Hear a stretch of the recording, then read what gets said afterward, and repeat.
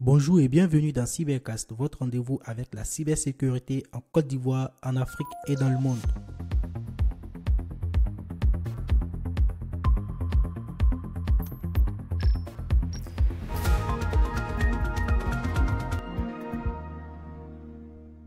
Bienvenue dans cet épisode de Cybercast. Aujourd'hui, on met en lumière une question essentielle. Comment encourager plus de femmes à rejoindre le monde de la cybersécurité? Dans un secteur encore largement masculin, les modèles féminins sont précieux pour inspirer et ouvrir la voie. Et qui de mieux qu'une actrice du terrain pour nous partager son vécu, ses constats et ses idées. Pour en parler, j'ai le plaisir d'accueillir Nadine Dosso. Bonjour Nadine, merci d'avoir accepté notre invitation malgré ton calendrier trop chargé. Bonjour Junior, bonjour chers auditeurs et auditrices de Cybercast. Alors, pour commencer Nadine, est-ce que tu peux te présenter à celles et ceux qui nous écoutent, ton rôle, dans quelle entreprise tu travailles et ce qui t'a amené là? Merci Junior, merci également pour l'occasion et l'opportunité que tu me donnes. Je suis Dosso Fonda Nadine, donc j'ai un parcours assez atypique parce que j'obtiens mon master en informatique et développement d'applications et je rejoins par la suite une entreprise intégratrice de solutions informatiques en tant que technico-commercial, puis une deuxième entreprise toujours dans l'intégration en tant que business developer. Et aujourd'hui, je suis regional e manager chez un constructeur informatique assez réputé dans le domaine de la cybersécurité. Je vais pas donner assez de détails, je vais m'arrêter là et on poursuivra au fur et à mesure, je pourrai en dire davantage. Merci. Merci Nadine pour cette brève présentation. Alors du coup, c'est quoi concrètement ton job aujourd'hui de la cybersécurité? Qu'est-ce que tu fais au quotidien? Mon job aujourd'hui dans le domaine de la cybersécurité, c'est comme le dit le titre, hein, être gestionnaire de compte. Donc, pour donner une traduction assez simple du titre.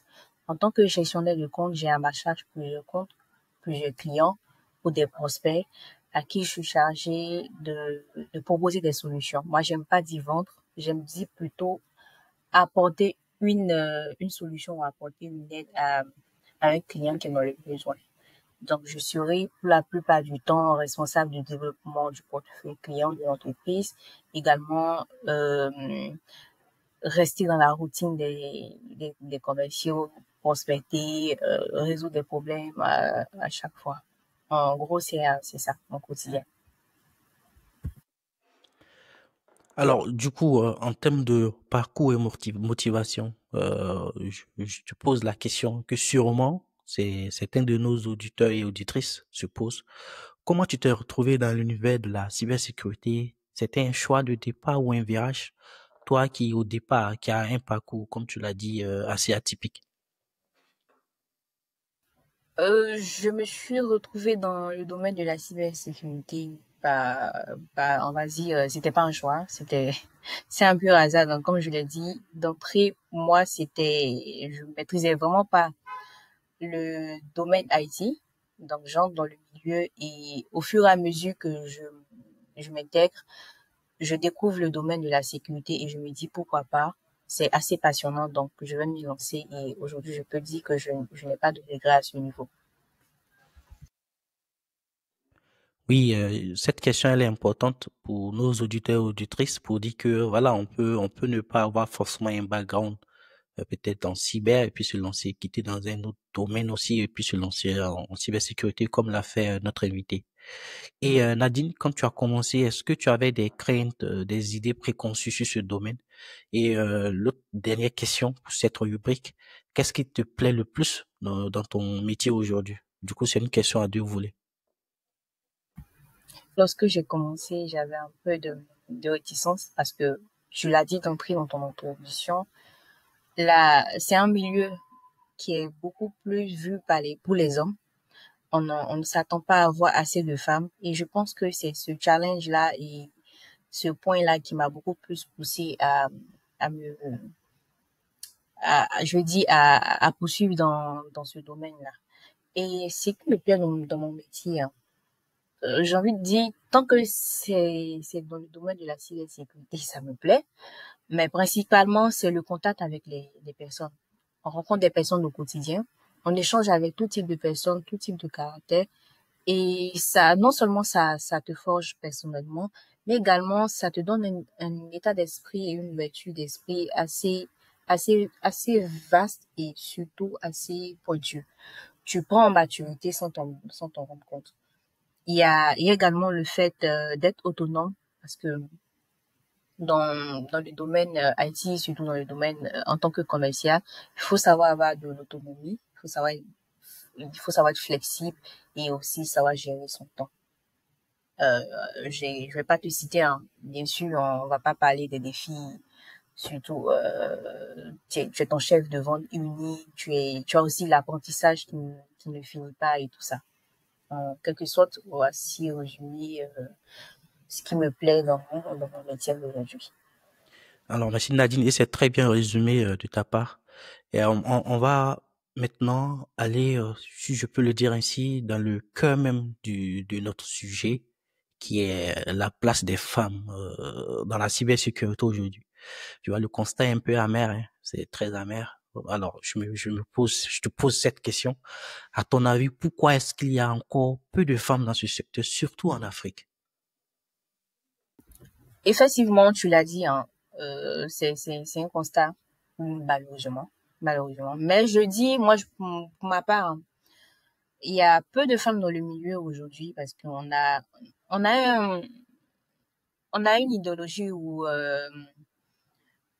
je vais dire, on a des choses qui nous suivent jusqu'à présent. Donc la dame, en ce qui se concerne la femme, on est plus dans le stéréotype du genre. Donc, on est dans une société africaine où, depuis très longtemps, depuis l'époque de nos arrière-parents, de grands-parents et tout ça, les femmes sont traditionnellement assignées à la sphère domestique. Donc aujourd'hui, je suis une femme, ou hier, avant-hier, je suis une femme.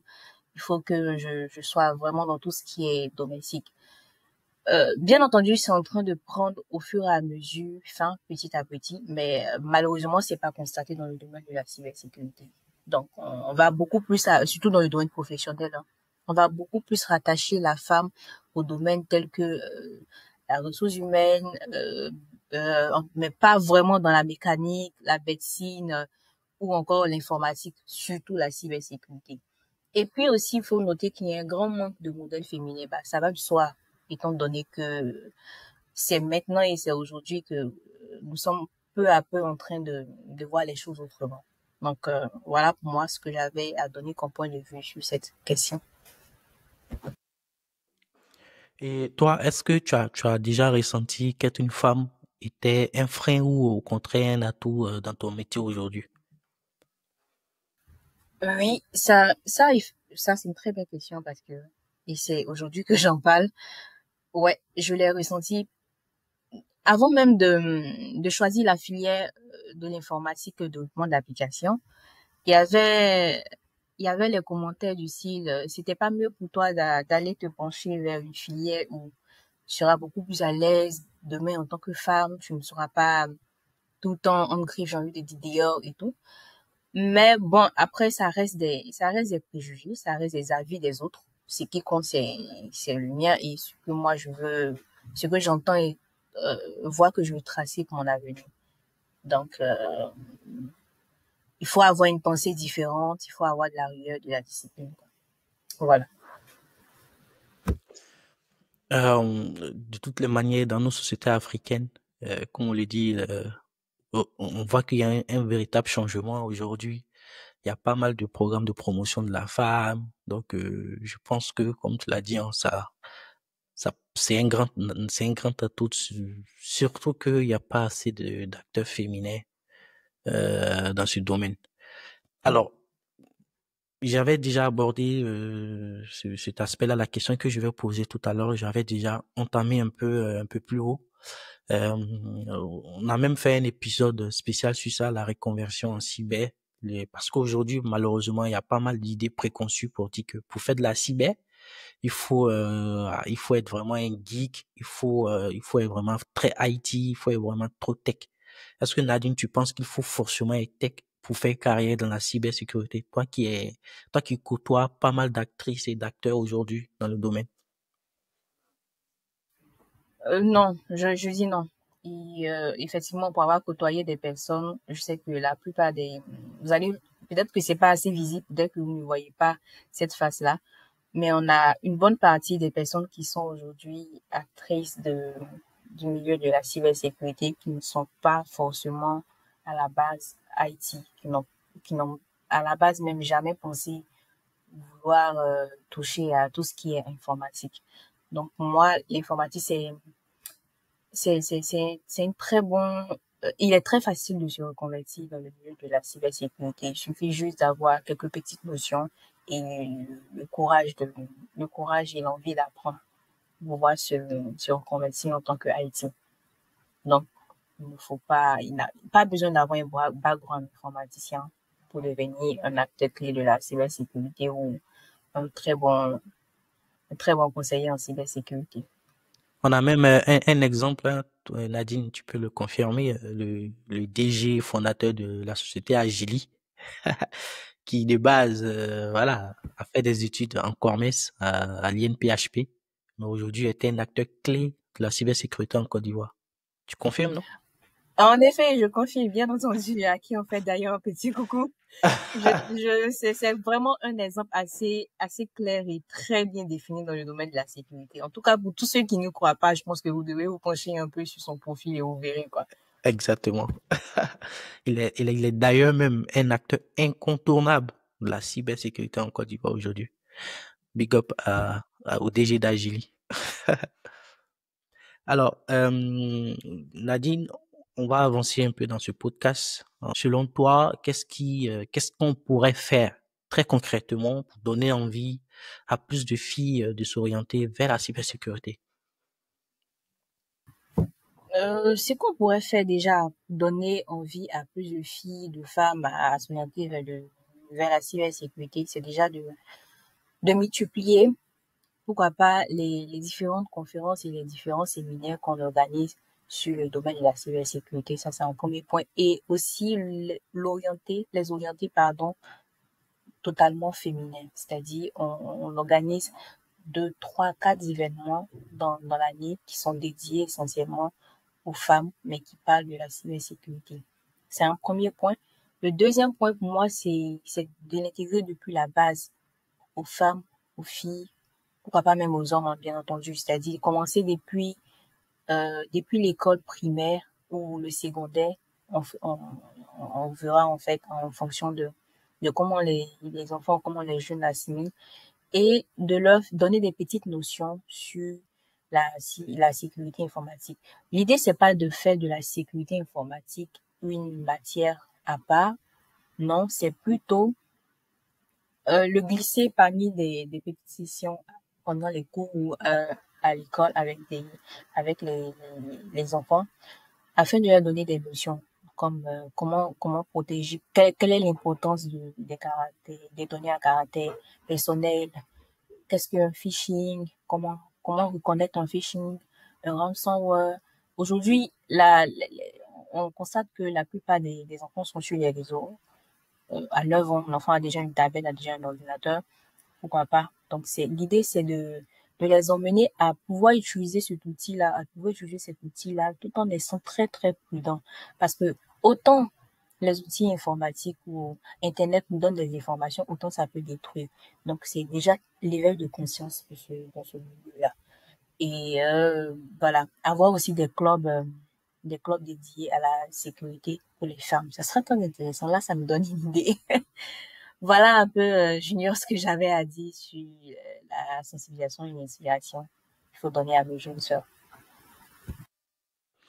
Alors, pour compléter un peu ce que tu as dit, comme initiative déjà, il y a le Women Empowerment Cyber Security créé, organisé récemment par Diamond Security Consulting, qui est aussi une belle initiative que j'encourage toutes nos auditrices à vraiment s'intéresser à ce programme. Je pense que l'année prochaine, il en aura encore.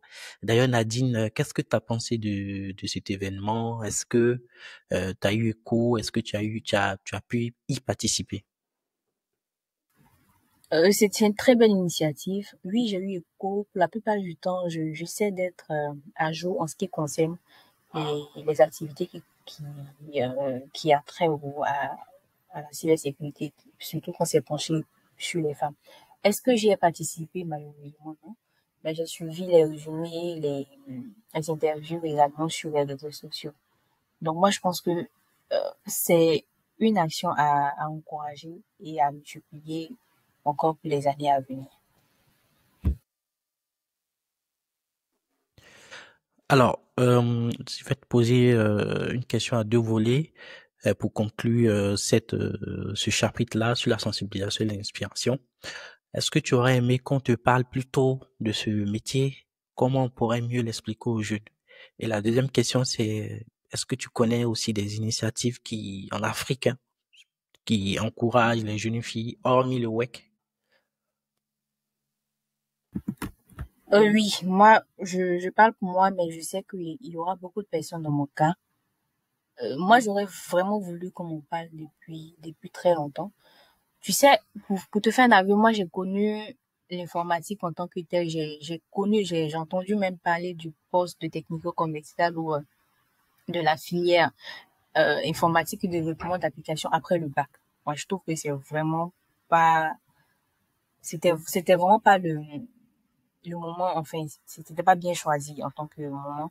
Donc, moi, c'est, dans les journées carrières, les entreprises les entreprises IT devraient y participer, même si c'est pas une entreprise, c'est vrai qu'elles sont pour la plupart commerciales, donc elles cherchent le gain, mais on a des institutions étatiques qui pourraient elles aussi assister à ces événements, à ces événements-là, afin de donner beaucoup plus d'informations aux, aux futurs étudiants, aux futures personnes qui voudraient se lancer dans le domaine de la cybersécurité.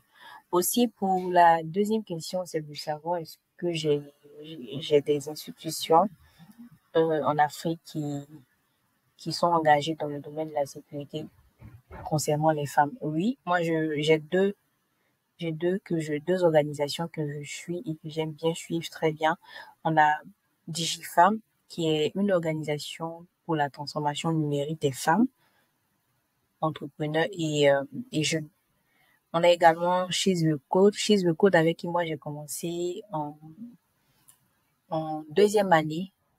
On avait la possibilité d'aller faire des cours de programmation gratuitement et je pense que il y a toujours cette possibilité-là de le faire avec cette organisation-là.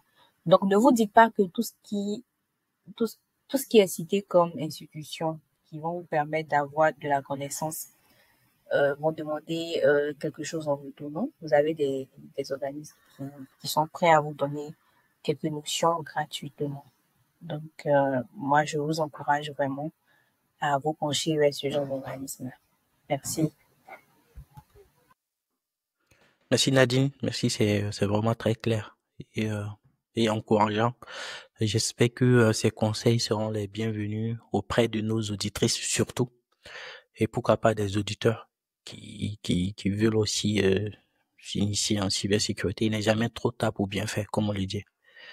Nadine, en termes de motivation et vision, quel conseil tu donnerais à une jeune fille qui pense que ce domaine n'est pas fait pour elle? Euh, Ce que je peux dire à une jeune fille qui pense que ce domaine n'est pas fait pour elle, c'est que ce domaine, il est fait pour tout le monde. Il n'y a pas d'exception.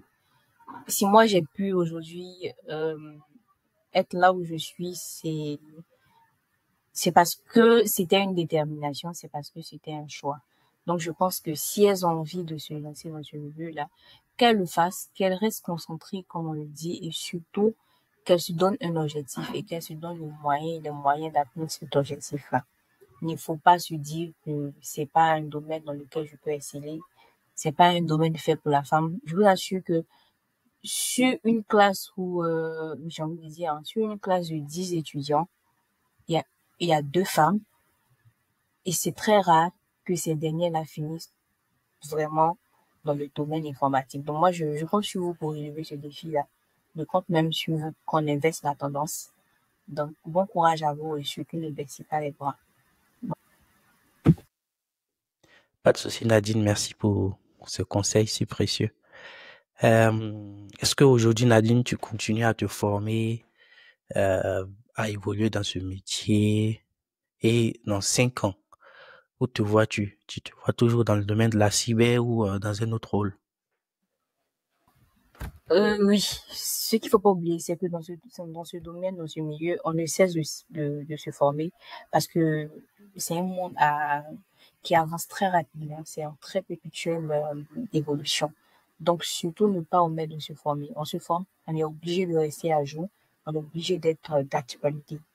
C'est un premier point. Et dans 5 ans, est-ce que je me vois encore dans le domaine IT ou pas? Je me vois dans le domaine IT parce que il y a quelques années en arrière, j'avais essayé de, de basculer dans un autre domaine, mais je peux le constater aujourd'hui, je suis revenue dans le domaine. Parce que c'est là que je me sens le plus à l'aise et je pense que dans 5 ans ou dans 10 ans, je vais continuer à essayer dans ce domaine-là. Je veux vraiment gravir les échelons et surtout me faire un très bon nom dans le milieu de la cybersécurité. Voilà. Alors, on tend vers la fin de cet épisode. Euh, Quel serait ton dernier mot, si tu avais un dernier mot pour les auditrices et auditeurs qui nous écoutent et qui se posent des questions sur la cybersécurité? Quel serait ce dernier mot? Et un autre pan de la question, c'est quel mot de sensibiliser? Parce que c'est important de sensibiliser. On parle de cyber, mais il faut sensibiliser. Quel mot de sensibilisation aurais-tu pour nos auditeurs? Mon mot de fin, ce que je voudrais dire à nos auditeurs et auditrices, c'est de ne pas voir la cybersécurité comme une menace ou comme l'image qu'on veut nous donner de la cybersécurité, c'est-à-dire un homme derrière son ordinateur avec sa capuche en train de tout massacrer depuis son écran et son clavier. Ce que vous devez retenir de la cybersécurité, c'est que c'est comme protéger une maison. Mais au lieu de protéger votre maison, vos portes, vos fenêtres. Ici, on protège les ordinateurs, les téléphones, le réseau Internet et surtout les informations que ces réseaux-là contiennent, surtout nos informations. Donc, ça va même au-delà de tout ce qui sera autour de vous, ça vous concerne, vous. Donc, soyez très prudent avec vos données. Sachez ce que vous publiez, sachez ce que vous gardez, sachez là où vous mettez vos informations et restez très, très prudent en ce qui concerne vos données personnelles. C'est un premier point. Et en second point, ce que j'ai envie de dire, ce que j'ai envie de donner comme motivation, c'est de dire que c'est de dire d'être relax, c'est de ne pas se sentir oppressé ou de ne pas se sentir trop crispé dans son coin parce que pour être vraiment dans le milieu de la cybersécurité, faut être très ouvert d'esprit, faut être aussi très, je dis, très extraverti. Bon, pas très extraverti, un peu extraverti quand même.